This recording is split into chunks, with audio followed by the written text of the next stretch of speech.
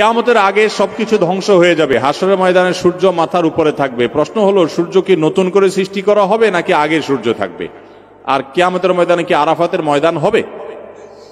কিয়ামতের ময়দান আরাফাতের ময়দান হবে কিনা? আর সূর্য এটাই থাকবে না আরেকটা তৈরি হবে? ভাই, আরেকটা তৈরি হবে না এটা তৈরি হবে, এটা কি আপনার টেনশনের বিষয়?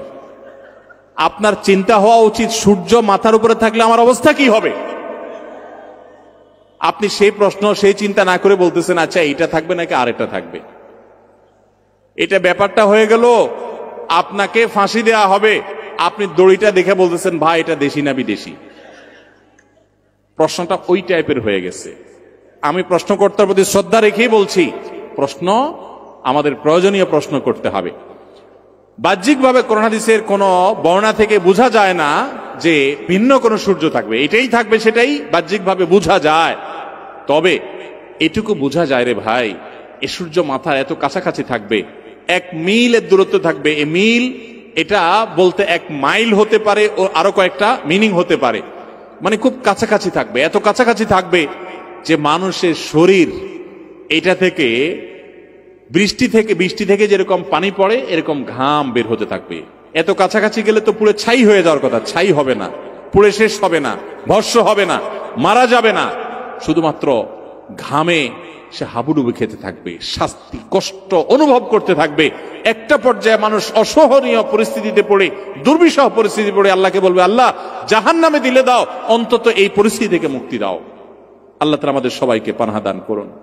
সেই ভয়াবহতম দিনে আল্লাহ তাআলার কিছু বান্দাকে আল্লাহ তাআলা আরশের নিচে ভিআইপি প্যান্ডেলে ছায়ার মধ্যে রাখবেন, এসিতে রাখবেন, সেখানকার এসি, এবং তাদের এই সূর্যের কষ্ট অনুভব হবে না। তাদের মধ্যে আবার এই 7 শ্রেণীর মধ্যে বেশিরভাগ শ্রেণী হলো যুবকদের। এক যুবক হলো ওই যুবক যেই যুবক তার যৌবনকাল ইবাদতে কাটিয়েছে, গুনাহে কাটায় নাই, যৌবনকাল থেকে ইবাদতবন্দি করেছে, বুড়াকালে ইবাদতের জন্য অপেক্ষা করে নাই। এই যুবকদেরকে আল্লাহ সেই জায়গা দিবেন। আরেক যুবক হলো সেই যুবক যেই যুবককে কোন সুন্দরী নারী হারাম রিলেশন করবার অফার করেছে, সুযোগ এসেছে, সে বলেছে ইন্নী আখাফুল্লাহ, আমি আল্লাহকে ভয় করি। আল্লাহ আমাদের যুবক ভাইদেরকে সেরকম মানুষ হওয়ার তৌফিক দান করুন। আরো 5 শ্রেণী মানুষ আছে, আমি সেদিকে যাচ্ছি না, সময় কম।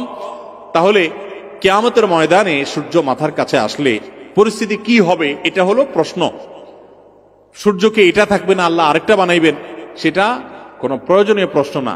তবে বাহ্যিকভাবে হাদিস কোরআন থেকে নতুন আরেক সূর্য হবে এরকম কিছু বোঝা যায় না, এটাই থাকা স্বাভাবিক। আল্লাহু আলাম, আলমুল গায়বের বিষয়।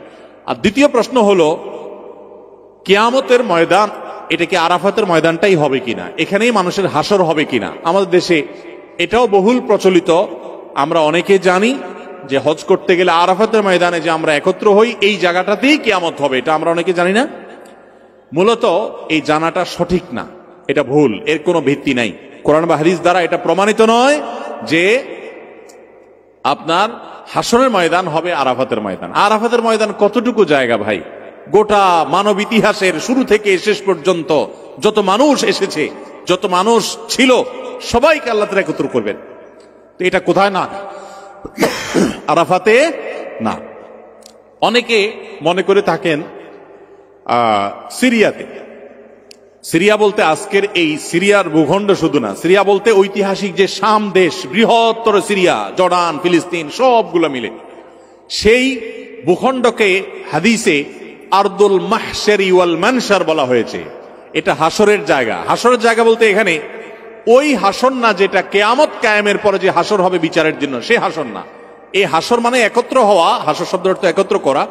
এর মানে হলো কিয়ামতের একটা আলামত হলো ইয়ামানের আদন থেকে একটা আগ্নেয়গিরি, এটার উৎপাত ঘটবে, পৃথিবীর কোন দমকল বাহিনী সেটা নেভাতে পারবে না। এটা আস্তে আস্তে পৃথিবীর মানুষকে ধাওয়া করতে করতে ওই জায়গায় একত্র করবে। এটা দুনিয়ার হাসর। কিয়ামতের যে হাসর সেটা না এখানে আপনার বৃহত্তর শাম দেশে, না সেটা আপনার আরাফাতের ময়দানে। মূলত দুনিয়ার যে হাসরটা কিয়ামতের আগে হবে সেটা সিরিয়াতে হবে। আল্লাহ তাআলা আমাদেরকে সঠিকটা বুঝার তৌফিক দান করুন।